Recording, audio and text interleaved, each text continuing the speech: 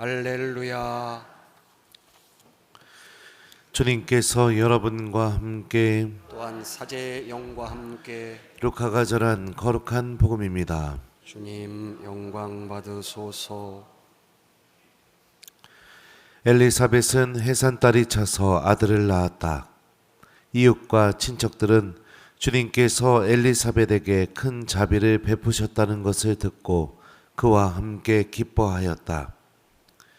8일째 되는 날 그들은 아기의 할례식에 갔다가 아버지의 이름을 따서 아기를 즈카리야라고 부르려 하였다.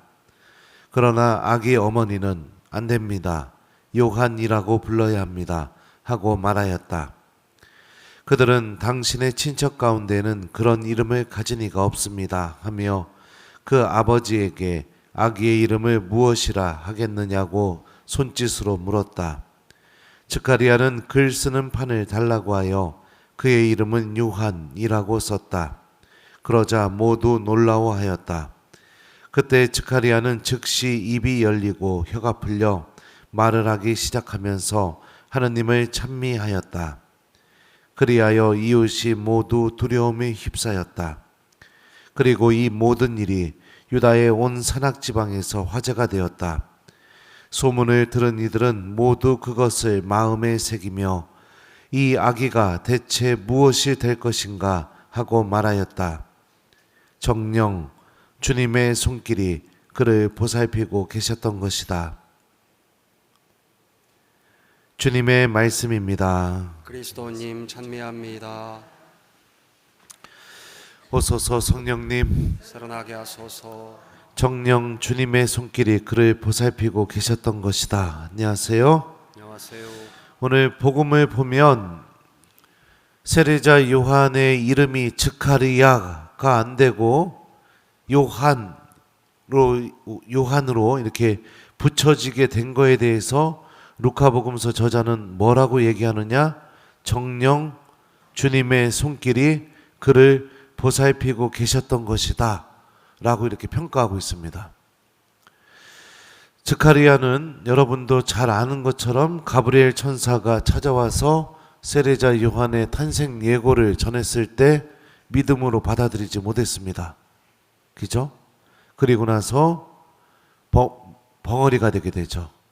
세례자 요한이 이 이름이 세례자 요한으로 붙여질 때까지, 그러니까 10달하고 8회째 되는 날 할례식이 이루어졌으니까 10달 8일 동안 벙어리가 되게 됩니다.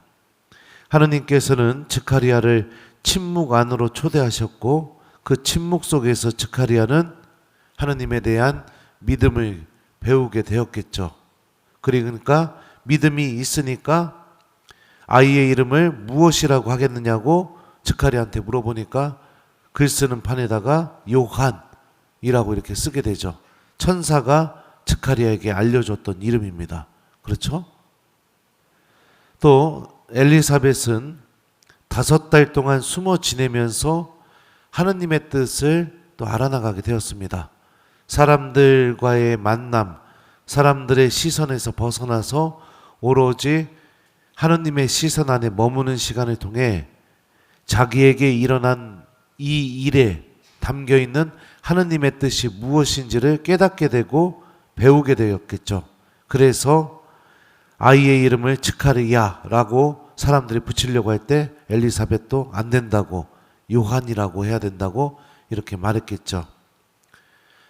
정녕 주님의 손길이 세례자 요한을 보살피고 계셨다라고 루카복음은 이야기하고 있는데 하느님의 이 손길이 세례자 요한을 특별하게 보살피고 계셨던 것은 하느님이 누구부터 믿음을 갖게 만들었느냐?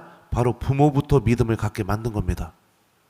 부모부터 사람들 사이에서 벗어나서 오로지 하느님의 시선 안에 머무는 시간을 통해 하느님의 뜻을 배우고 순명하고 알아듣게 만든 겁니다. 부모가 참된 신앙인이 되게 만든 거, 이게 루카복음은 뭐라고 얘기하느냐? 자녀가 주님의 손길에, 특별한 손길에 보살핌을 받게 된 일이라고 이렇게 평가하고 있는 겁니다. 실제로 여러분들 세례자 요한은 다 자라서 어디에서 살게 될까요? 광야에서 살게 됩니다. 자, 광야는 1번 사람들이 너무너무 많은 곳이다. 2번 사람들이 하나도 없는 곳이다. 몇 번이에요? 네. 그래서 엘리사벳처럼 사람들의 시선에서 벗어나 오로지 하느님의 시선 안에 머무는 시간 안으로 들어가게 되죠. 광야에서는 사람들이 없기 때문에 1번 혼자서 막 떠들면서 그냥 미친 사람처럼 그냥 계속 막 혼자서 막 얘기하면서 다닐 수 있다. 2번 침묵을 지킬 수밖에 없다. 몇 번이에요? 네. 그래서 스가랴가 믿음을 되찾게 된 하느님께서 마련하신 그 침묵 안으로 들어가게 되죠.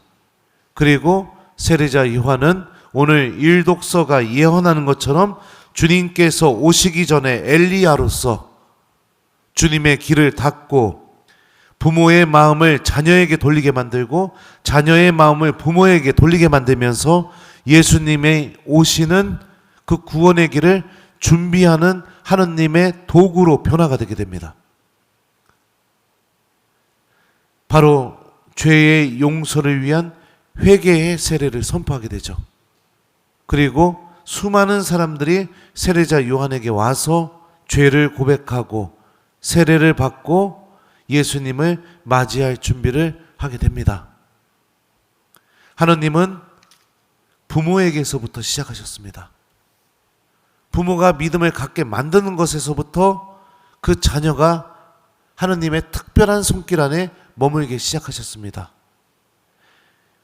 이런 오늘 말씀이 이야기하는 이 논리대로 바라본다면 여러분들의 자녀가 주님의 특별한 손길에 보호를 받기를 원한다면 여러분들부터가 믿음을 갖는 사람이 되어야 됩니다. 침묵 안에서 믿음을 배워나가고 사람들의 시선에서 벗어나서 오로지 주님의 시선, 이 성전 안에 성체 앞에 예수님의 시선 안에 머물면서 하느님의 뜻의 무엇인지를 알아나가고 그 뜻에 순명하는 법을 배우고 그렇게 될 때 내 자녀는 주님의 특별한 보살핌, 주님의 손길을 받게 되는 거죠. 왜요? 부모가 믿음을 갖고 있으면 자녀에게 무엇을 물려줄까요? 믿음을 물려주죠. 부모가 하느님께 순명할 줄 아는 마음을 갖고 있으면 자녀에게 무엇을 물려줄까요? 순명할 줄 아는 법을 물려주겠죠. 부모가 하느님께 기도하는 신앙인이라면 자녀에게 무엇을 물려줄까요?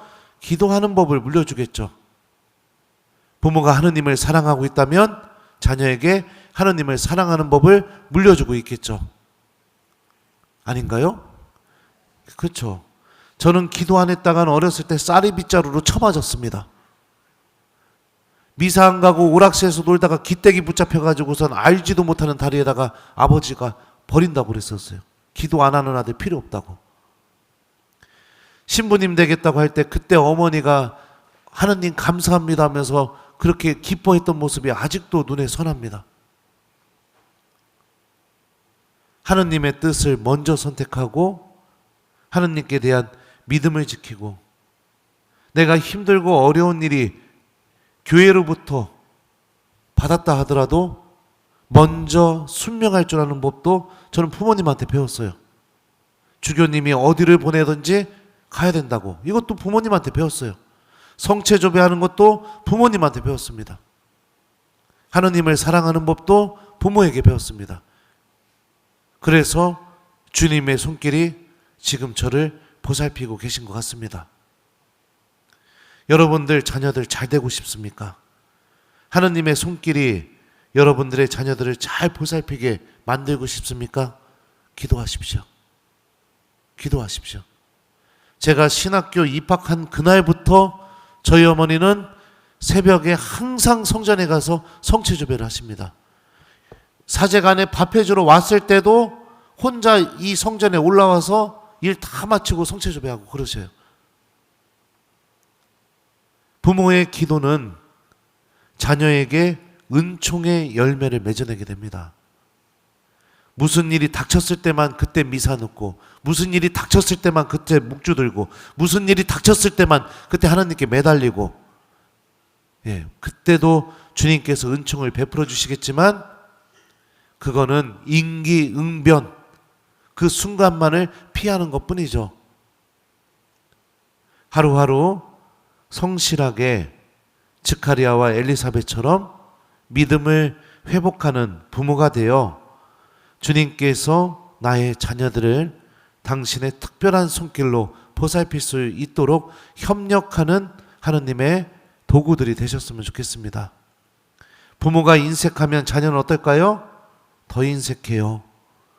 부모가 자기밖에 모르면 자녀는 어떨까요?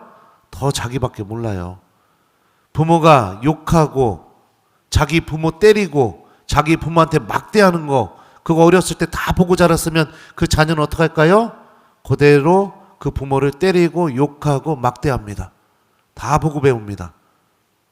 부모가 하느님보다 돈을 더 중요하게 여기고 사랑하는 모습을 자녀 때 다 보고 봤다면 어떻게 될까요? 그 자녀도 자기 자녀에게 그대로 가르칩니다.